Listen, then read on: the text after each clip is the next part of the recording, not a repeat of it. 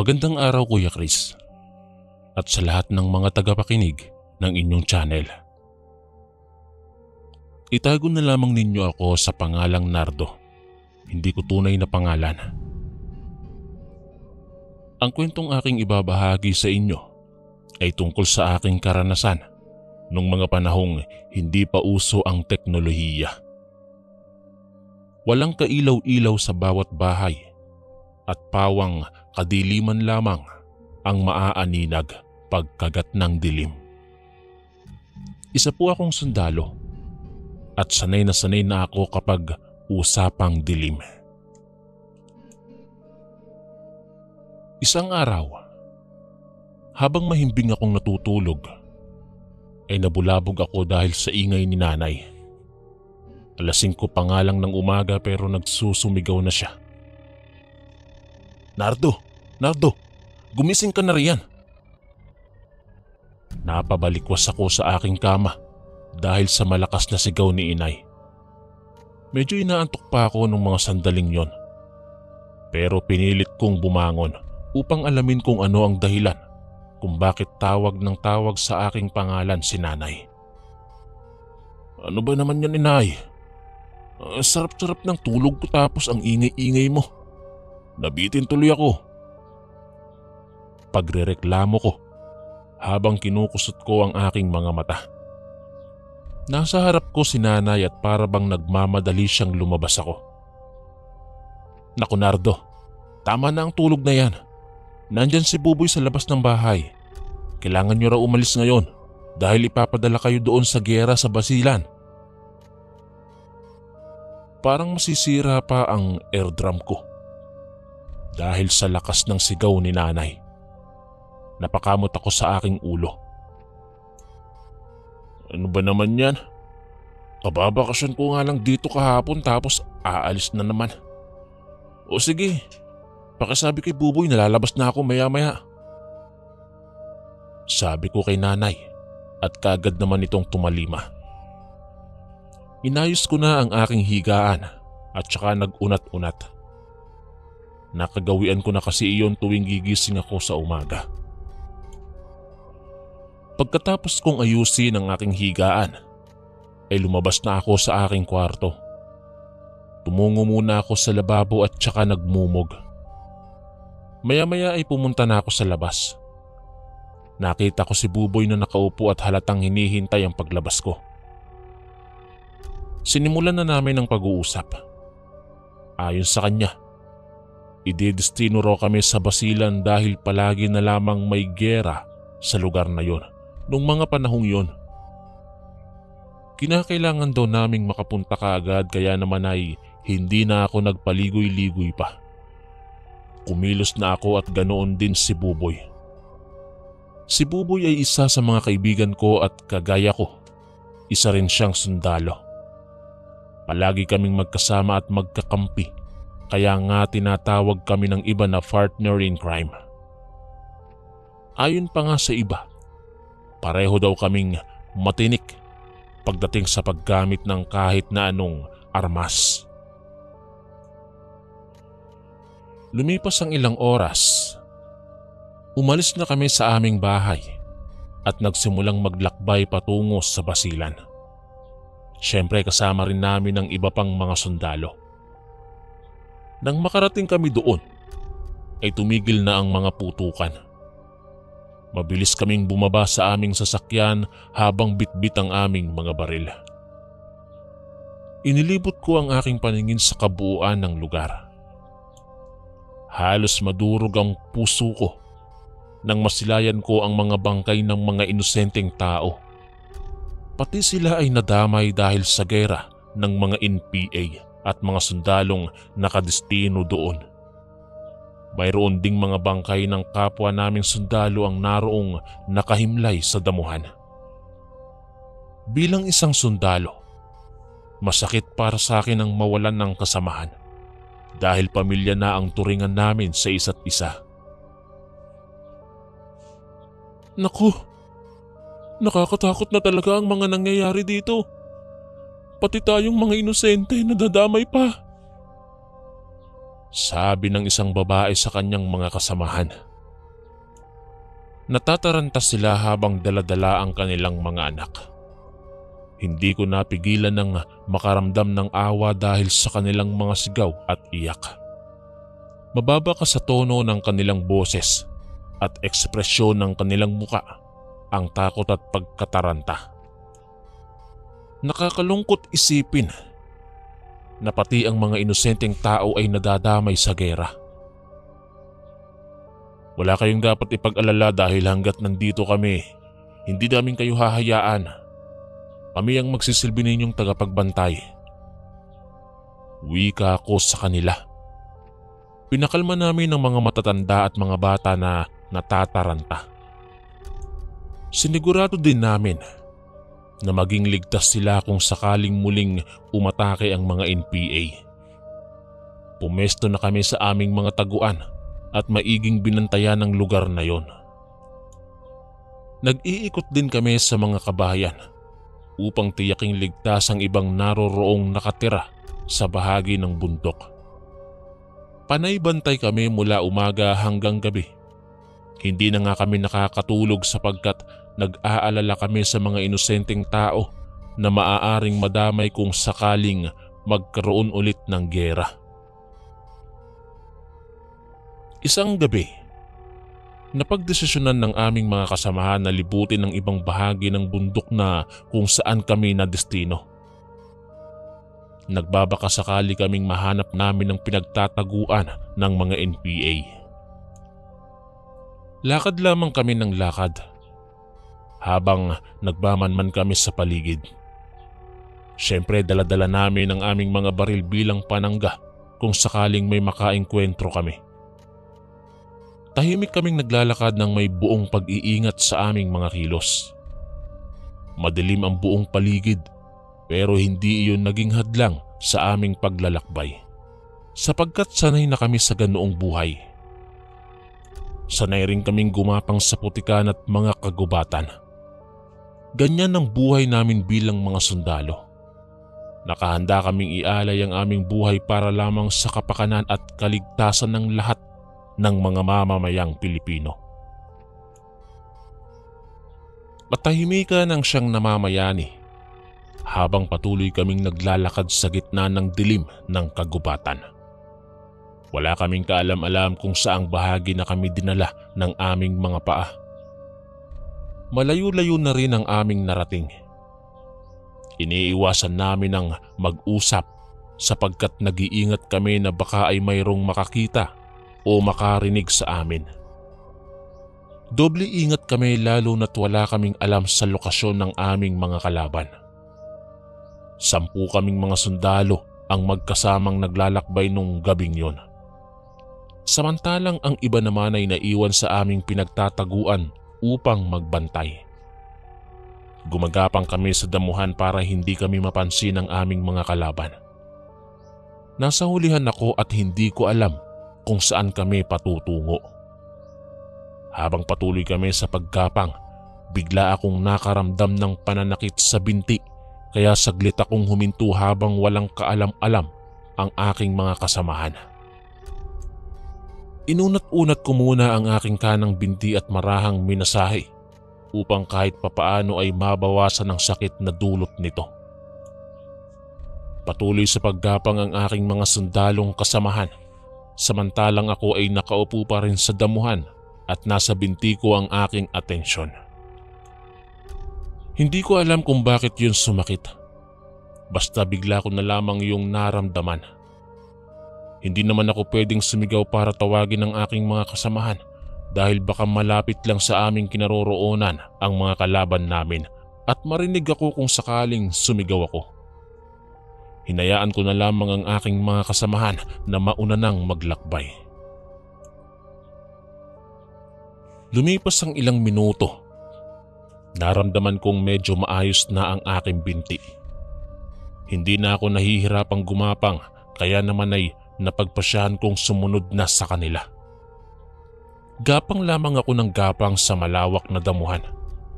Nagbabaka sakali akong maabutan ko sila. Tinalasan ko ang aking pandinig baka marinig ko ang kanilang usapan kapag napansin nilang hindi na ako nakasunod sa kanila. Ngunit nananatiling tahimik ang buong paligid, maliban na lamang sa ingay ng mga insekto. Wala rin akong ideya kung napansin ba ng aking mga kasamahan na hindi na ako nakasunod sa kanila.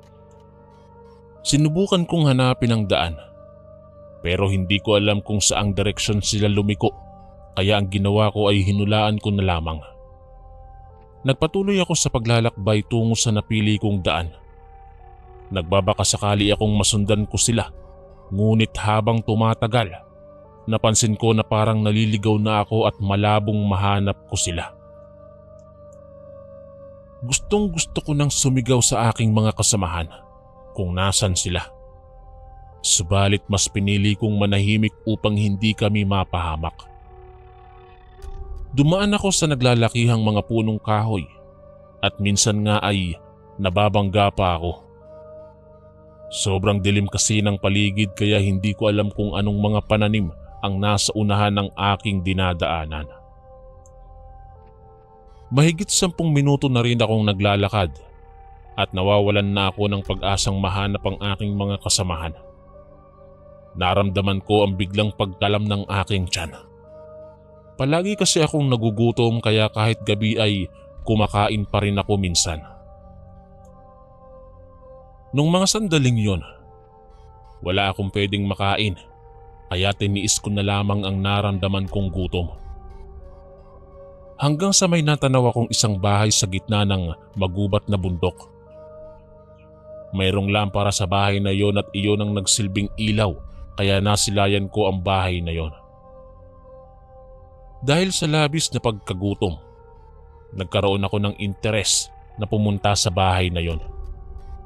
Nagbabaka sakali akong makahingi ng pagkain. Dahan-dahan akong naglakad palapit sa nasabing bahay habang nagmamasid ako sa aking paligid. Nang makalapit ako, napansin ko na nasa bandang kusina nakalagay ang lampara. Inilibot ko ang aking mga mata kung mayroon bang tao sa loob ng bahay na yon. Ngunit wala akong makita. Madilim din kasi sa may bandang kwarto, kaya wala akong alam kung sino ang may-ari ng bahay na yon. Inisip ko na lamang na baka ay mahimbing nang natutulog sa loob ng kanilang kwarto. Simple lamang ang bahay na yon. Gawa sa kawayan ang dingding at gawa naman sa dahon ng niyog ang bubong. Tao po. Tao po. Sinubukan kong magtawag baka sakaling magising ang may-ari at pagbuksan ako. Balak ko kasing humingi ng pagkain sa kanila. Kahit kaunti lamang basta malagyan lang ng laman ang kumakalam kong tiyan. Batid kong maiistorbo ko ang kanilang mahimbing na pagtulog. Ngunit wala na akong pakialam sa mga sandaling yon dahil gutom na talaga ako. Kinapalan ko ang aking mukha na katukin ang kanilang pinto.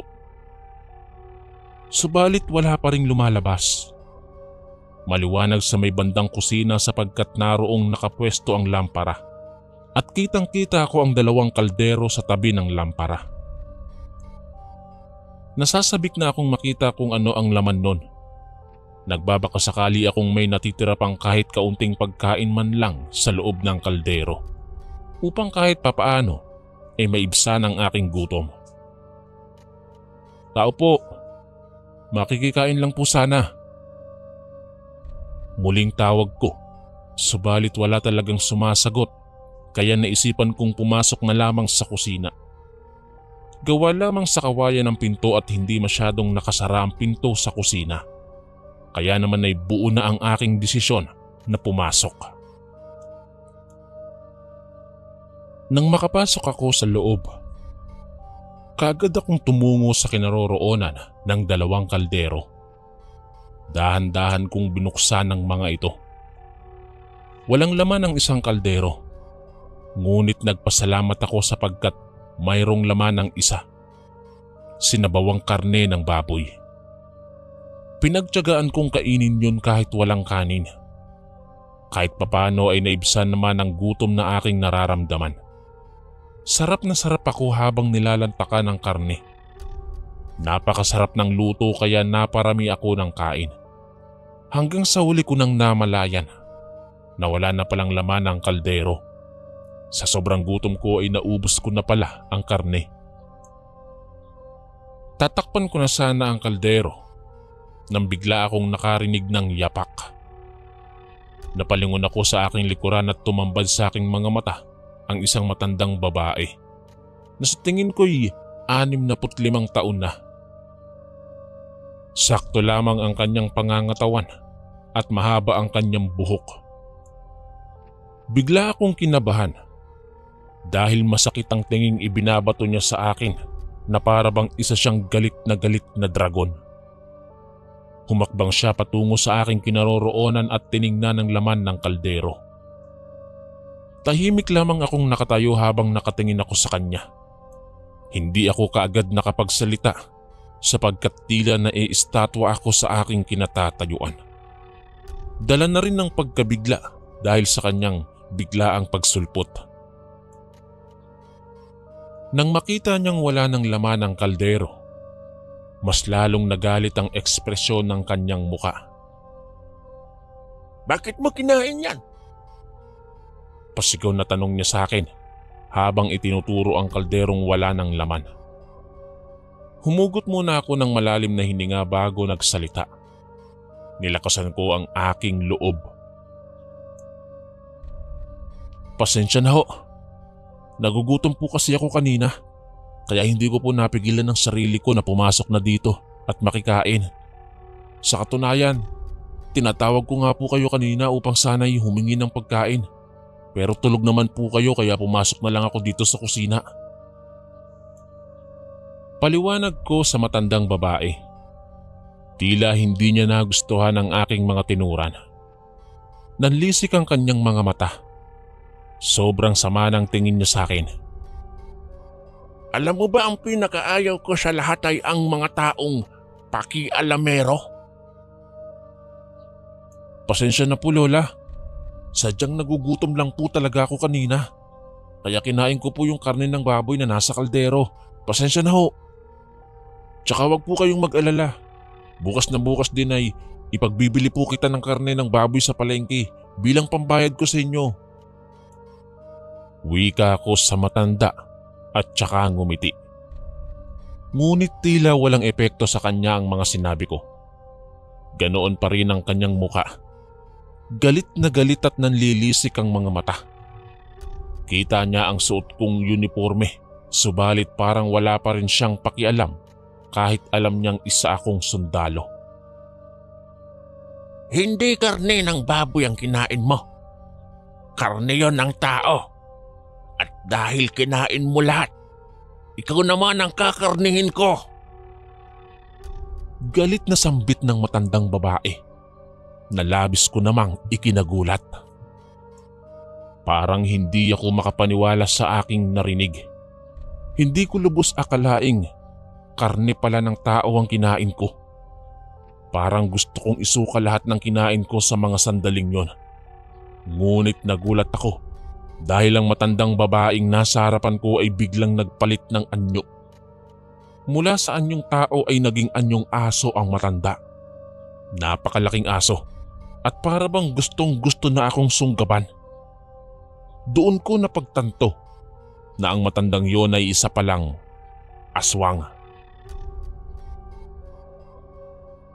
Alisto kong binunot ang aking baril.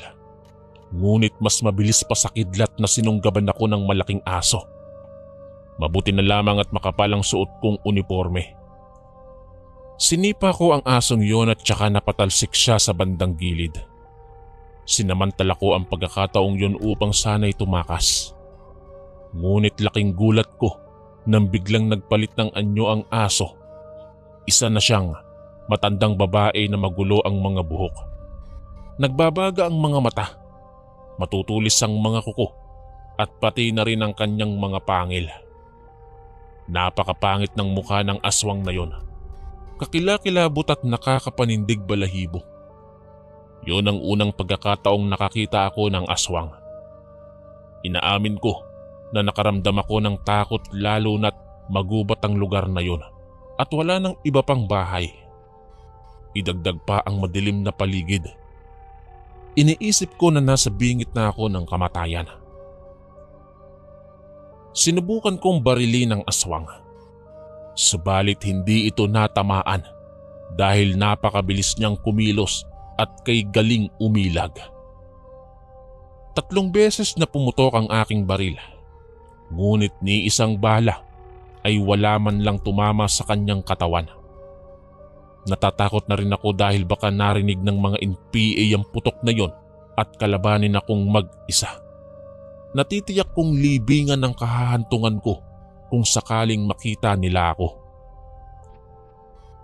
Nang hindi tumama ang aking baril sa katawan ng aswang, mabilis akong tumakbo palabas. Dumaan ako sa mga damuhan.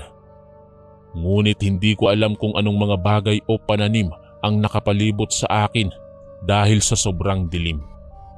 Wala akong dalang flashlight, kaya medyo nahihirapan akong hanapin ang daan pabalik sa aming taguan. Habang tumatakbo ako at nangangapa ng daan sa gitna ng dilim, naramdaman kong nasundan ako ng aswang dahil bigla niyang hinigit ang aking damit. Dahil sa lakas ng kanyang puwersa ay napunit ang aking suot sa may bandang leeg at balikat. Ikinatumba ko rin ang kanyang biglang paghigit sa akin. Humugot ako ng malalim na hininga at saka inatake ang aswang. Buong lakas ko siyang pinagsusuntok. Ngunit napansin kong madulas ang kanyang katawan. Nahihirapan akong patamaan siya. Gusto ko sanang higitin ang kanyang mahabang buhok at kaladkarin siya sa damuhan. Subalit mas malakas pa siya kaysa sa akin at nahihirapan akong labanan siya. Sinubukan ko rin na muli siyang barilin, ngunit mas lalo lang akong nahirapan dahil sobrang dilim ng paligid. Hindi ko alam kung kailan ko ipuputok ang baril gayong hindi ko naman siya nakikita. Walang kaliwa-liwanag sa lugar na iyon kaya hirap na hirap akong labanan siya. Dahil sa tindi ng aming away, ay tumalsik ang aking baril sa direksyong hindi ko alam. Ilang beses na rin akong kinalmot ng aswang at gusto na niyang kagatin ang aking leeg. Mabuti na lamang at naalala kong mayroon pala akong dalang kutsilyo. Kagad kong kinuha ang kutsilyo mula sa loob ng aking bulsa at pinagsasaksak ang aswang. Ang buong akala ko ay mapapatay ko na ang aswang. Ngunit nahirapan akong patamaan siya dahil inaagaw niya sa akin ang hawak kong patalim. Nagkasugat-sugat na rin ang aking mga kamay, bunsod ng matindi naming agawan. Bawat isa sa amin ay walang balak na magpatalo. Umaapoy ang aking galit dahil sa kanyang ginagawa sa akin. Pakiramdam ko ay parang nawawalan na ako ng lakas nung mga sandaling yon, lalo na't ilang beses niya akong kinakalmot sa muka.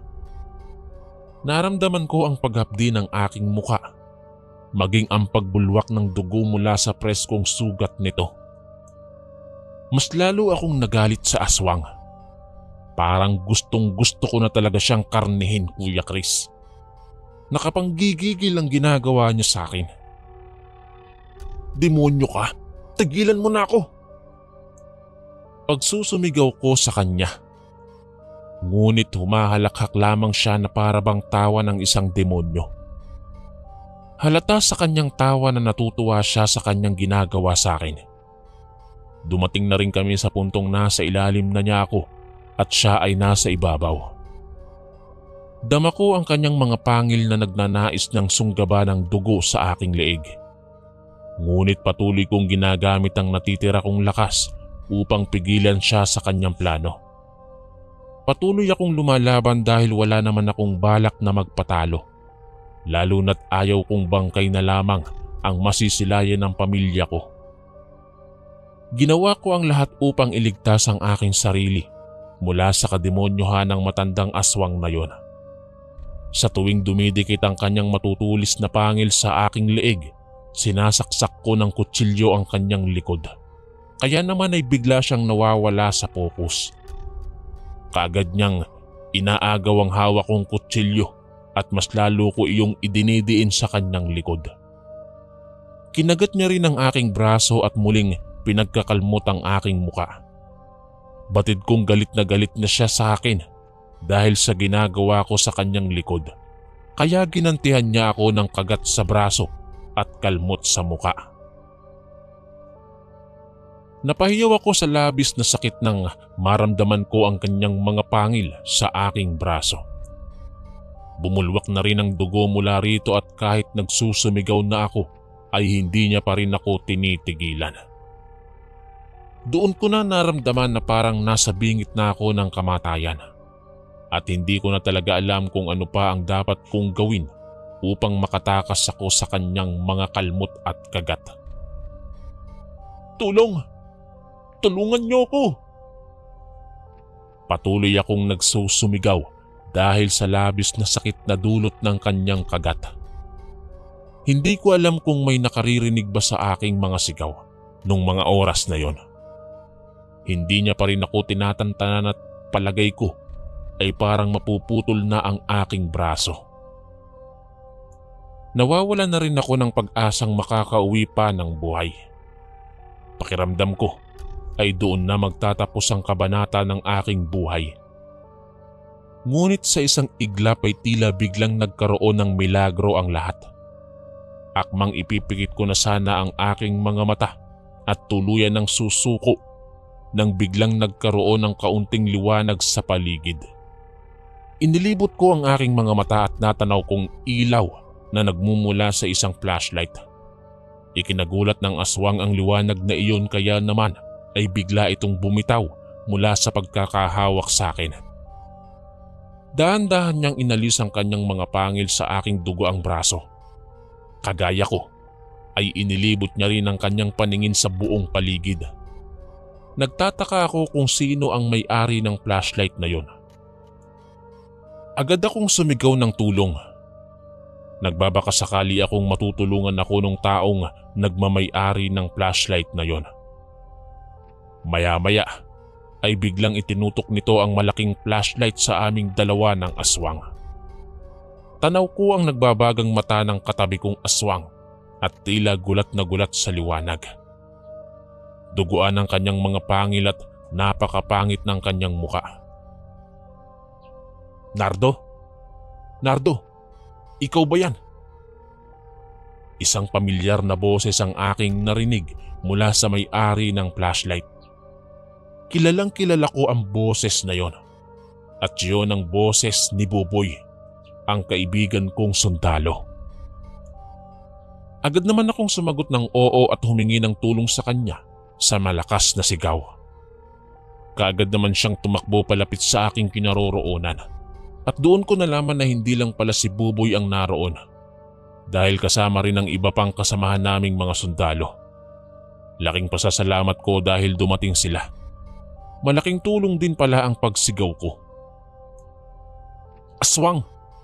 Aswang ang matandang ito!" Sigaw ni Buboy nang makalapit sila sa kinaroroonan namin ng aswang. Nanlilisik ang mga mapupulang mata ng aswang at pati ang mga kasamahan ko ay gusto niyang atakihin.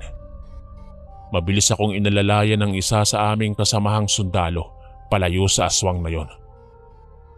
Kitang-kita nila ang aking mukha na puno ng dugo at mga kalmot ng aswang. Ganoon din ang sinapit ng aking lieg at braso. Nagkapunit-punit na rin ang aking mga damit dahil sa sagupaan namin ng aswang. Naawa sila sa aking sitwasyon. Hindi nila inaasahang yon ang sasapitin ko. Kinuha nila ang kanilang mga baril at itinutok yon sa aswang. "Demonyo ka! Dahil sa ginawa mo sa kasama namin, pasasabugin ko ang bungo mo!" Galit na sambit ni Buboy sa aswang. Nagpakawala siya ng isang putok. Balak niya sanang barilin sa ulo ang matandang aswang, subalit mabilis itong nakailag. Ang putok na iyon ay sinundan ng maraming putok na nagmula sa iba pa naming kasamahan. Ang buong akala namin ay mapapatay na namin ang aswang na yon. Ngunit nagulat kami dahil sa braso lamang ang kanyang tama. Pagkatapos matamaan ang aswang sa kaliwang braso, ay kaagad itong kumaripas ng takbo at nag-anyong aso. "Huwag niyong hayaang makatakas!" Malakas kong sigaw at sinundan nila ang aswang na yon. Naiwan ako sa damuhan kasama ang isa naming kasamahan.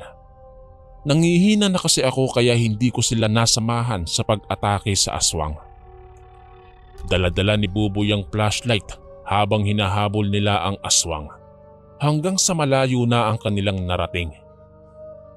Mahigit 30 minuto ang lumipas bago sila nakabalik. Ayon sa kanila, umabot daw sila sa kung saan saang bahagi ng kagubatan dahil sa kakahabol sa aswang. Ilang beses din nilang sinubukang barilin yon, ngunit hindi nila matama-tamaan lalo na't madilim ang paligid.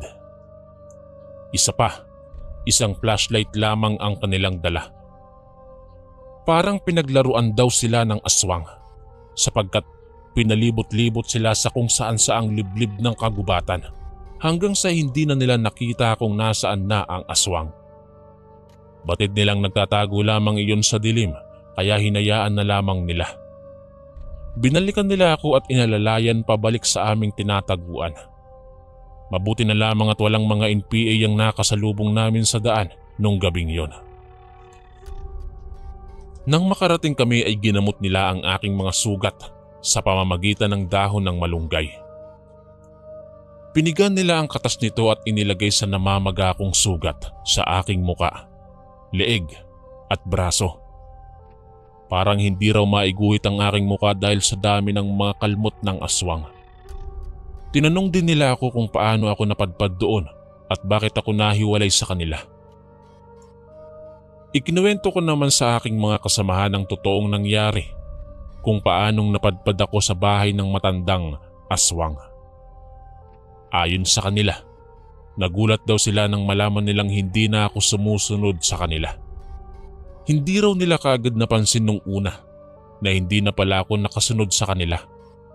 Sa katunayan ay hinanap daw nila ako, hindi lang nila nagawang sumigaw dahil baka marinig sila ng mga kalaban. Kung saan-saan daw nila ako hinanap dahil nag-aalala na sila na baka ay napahamak na ako. Lumipas ang ilang mga minuto ay nakarinig daw sila ng mga putok ng baril mula sa hindi kalayuan. Inisip nila na baka inatake na ako ng mga NPA kaya ang ginawa nila ay nagmasid sila sa buong paligid at maingat na pumunta palapit sa pinanggagalingan ng putok. Doon daw sila nagtago malapit sa bahay ng matandang aswang at nang marinig nila ang aking sigaw, hinanap nila ang pinanggagalingan ng sigaw at doon na nila ako nahanap. Laking pasasalamat ko sa kanila, Kuya Chris, dahil kung hindi sila dumating ay baka wala na akong buhay ngayon. Wala na kasi akong lakas ng mga sandaling inaatake ako ng aswang. Akala ko nga ay iyon na ang katapusan ko. Mabuti na lamang at na-rescue ako ng mga kasamahan ko. Nang sumapit ang umaga ay binalikan namin ang bahay ng aswang. Ngunit hindi na namin nakita ang matandang babae. 3 beses kaming pabalik-balik doon, subalit ni anino niya ay wala na talaga kaming nakita. Siguro'y nagpakalayo-layo na siya dahil nalaman namin na isa siyang aswang. Sa lahat po ng mga nakikinig, mag-iingat po tayo sa mga pagkain ating nakikita. Huwag po natin basta-bastang kakainin kahit na alam nating walang taong nakakakita sa atin. Katulad ng aking karanasan ay baka mapahamak lang po kayo. Hanggang dito na lamang po ang aking kwento, Kuya Chris. Maraming salamat po.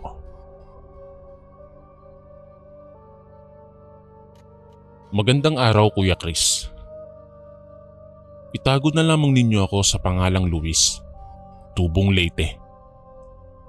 Sa mga oras na ito ay ibabahagi ko ang tungkol sa karanasan ng aking lolong Agimatero o Antingero at ang kapitbahay naming Inggitero.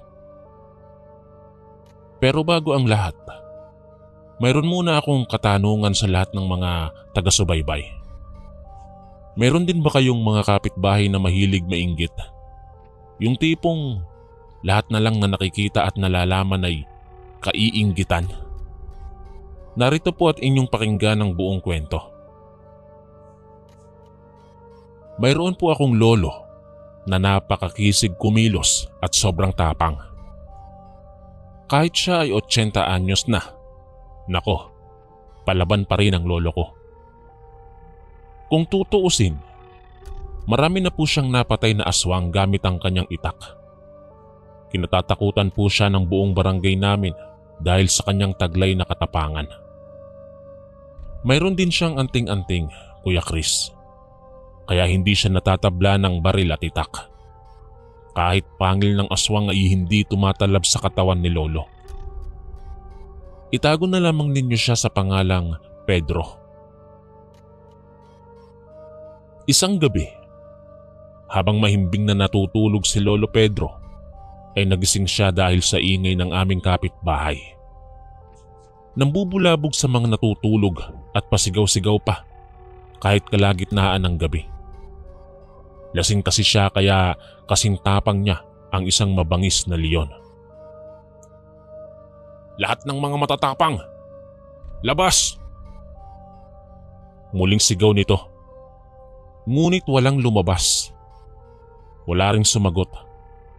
Pinapanood lang siya ni Lolo Pedro ngunit kahit tuldok ng takot ay walang naramdaman si Lolo. Maya-maya biglang kumalabog sa bubong. Gawa lamang sa dahon ng niyog ang aming bahay sa bukid. Ngunit ramdam talaga namin ang pagkalabog sa bubong. Parang may lumalakad sa itaas. At habang tumatagal, palakas ng palakas ang kaluskos. Nagsimula nang magmatsyag si Lolo. "Sinong matapang dyan?" Sigaw ni Mang Karding sa pangatlong beses. Mula sa aming bubong, tumalon ng aswang at huminto sa harapan ng lasing. Ang pangit ng mukha ng aswang. Gulong-gulo ang kanyang buhok. Mahaba ang mga kuko at pangil at may mga dugo pa sa kanyang muka. Para bang katatapos lang nitong mambiktima. Nang makita ng lasing ang aswang sa kanyang harapan, nabitawan niya ang kanyang itak na hawak. Napasigaw na lang ang lasing ng tulong sa mga kapitbahay at sinabi niya pang may aswang. Kumaripas ng takbo patungo sa loob ng kanilang bahay ito. Subalit bago pa man siya makapasok sa loob ng kanilang bahay, ay mabilis siyang nahawakan ng aswang. Nagpupumiglas siya sa sobrang takot.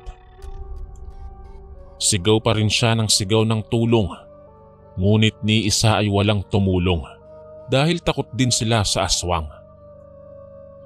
Nakatingin lamang si Lolo Pedro sa kanila. Natatawa pa si Lolo dahil ang tapang daw ni Mang Karding nung wala pang aswang.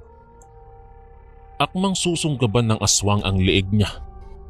Alistong kinuha ni Lolo Pedro ang kanyang itak at kaagad na lumabas. "Bitiwan mo siya kung ayaw mong dumanak ang sarili mong dugo sa iyong kinatatayuan." Pagbabanta ni Lolo sa aswang habang hawak niya ang kanyang itak. "Pedro, iligtas mo ko!" Pagmamakaawa ni Mang Karding kay Lolo nang mapansin nitong nasa harap nila si Lolo. Binitiwan ng aswang ang lasing at humarap kay Lolo. Nagbabaga ang kanyang mata. Mababanaag ang galit sa mga mata ng aswang at parang gusto niyang sunggaban si Lolo Pedro. Kalmado lamang si Lolo nung mga sandaling yon. Samantalang ang lasing naman ay pumasok na sa bahay nito. Iniwan nitong mag-isa si Lolo. Nakatingin pa rin ang aswang kay Lolo. Hindi nagtagal, bigla nitong sinunggaban si Lolo. Sinubukan nitong ngat-ngatin ang liig ni Lolo Pedro gamit ang matatalim nitong pangil. Subalit hindi nagtagumpay ang aswang. Hindi man lang tumalab ang talim ng kanyang pangil sa liig ni Lolo. Dahil doon, galit na tinapyas ni Lolo ang liig ng aswang.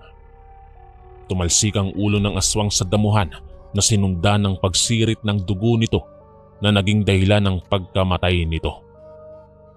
Nasaksihan ng aming mga kapitbahay ang ginawa ni Lolo sa aswang. Hangang-hanga sila sa katapangan ni Lolo Pedro. "Grabe, ang tapang talaga ni Pedro." "Oo nga, Grabe, isang tapes lang talsik agad ang ulo ng aswang eh. Kahanga-hanga talaga si Pedro. Sabi ng ibang kapitbahay namin at nagsilabasan sa kanilang bahay. Nilapitan nila ang bangkay ng dugo ang aswang. Panay-puri ang lahat sa katapangan ni Lolo, maliban na lamang kay Karding. Ang lasing na ang tapang-tapang pero takot pala sa aswang. O Karding, anong masasabi mo sa katapangan ni Pedro?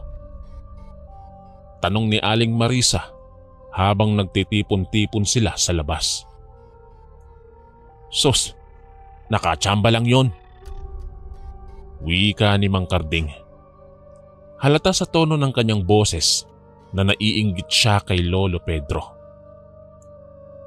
Si Pedro talaga ang pinakamatapang sa ating barangay.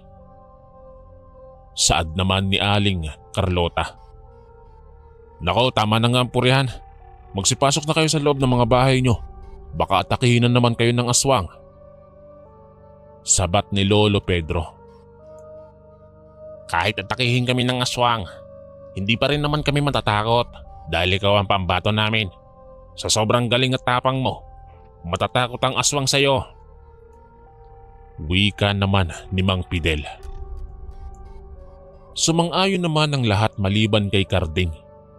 Hindi talaga natutuwa si Mang Karding sa tuwing pinupuri ng iba nilang kapitbahay ang katapangan ni Lolo. Sige na, pumasok na kayo sa mga bahay nyo. Wika ni Lolo at sumunod naman sila. Nang makapasok na ang lahat, pumasok na rin si Lolo Pedro sa aming bahay at humiga. Subalit bago siya natulog, mayroon siyang sinambit na mga orasyon na lengguwaheng Latin. Tanging si Lolo lamang ang nakaiintindi nun. Ayon sa kanya, yun daw ang nagpapalakas sa kanyang anting-anting at upang hindi siya matablan kapag may kaaway siya. Lumipas ng lumipas ang ilang gabi, may narinig na namang kaluskos ang mga kapitbahay namin.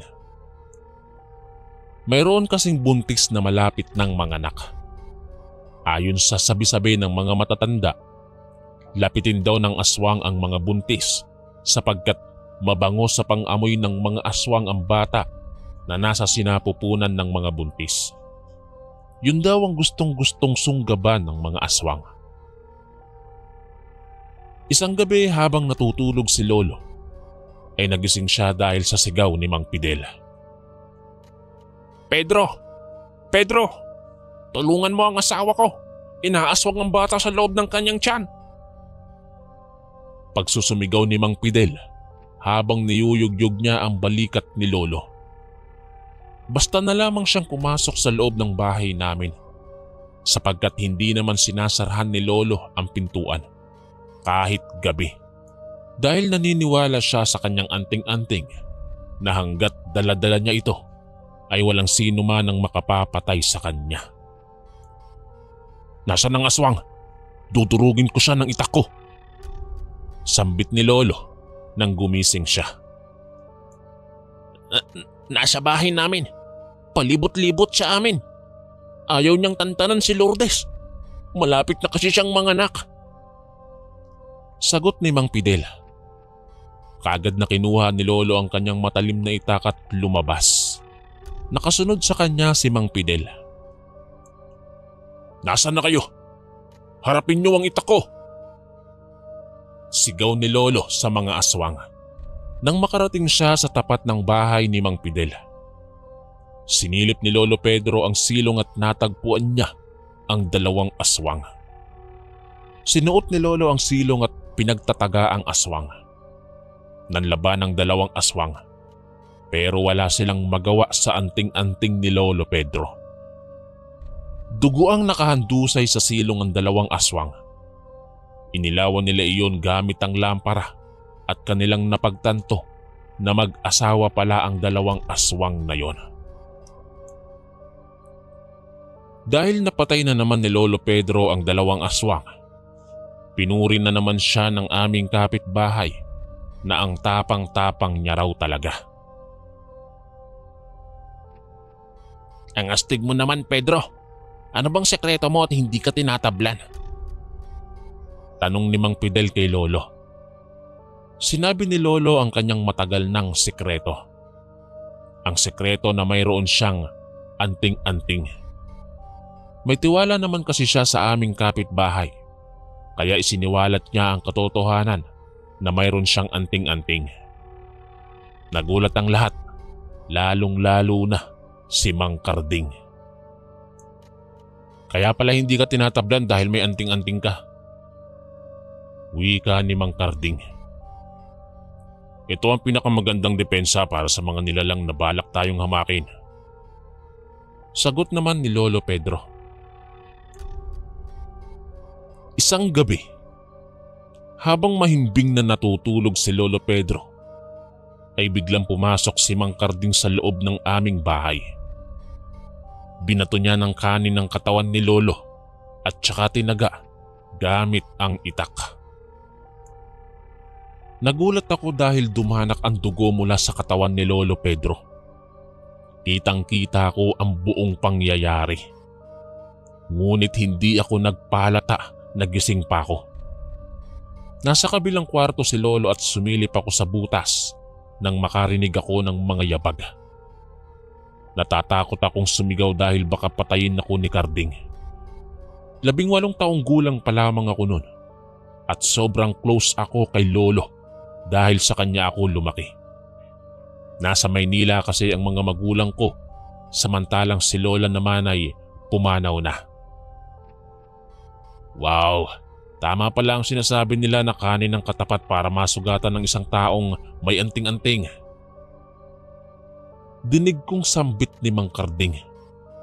Wala siyang kaalam-alam na sinisilip ko siya sa butas. Naising ko mang ipagtanggol si Lolo, subalit mas nananaig ang aking takot. Sa wakas, natodas din kita. Wala na ang Pedro na pinakamatapang sa lugar na to.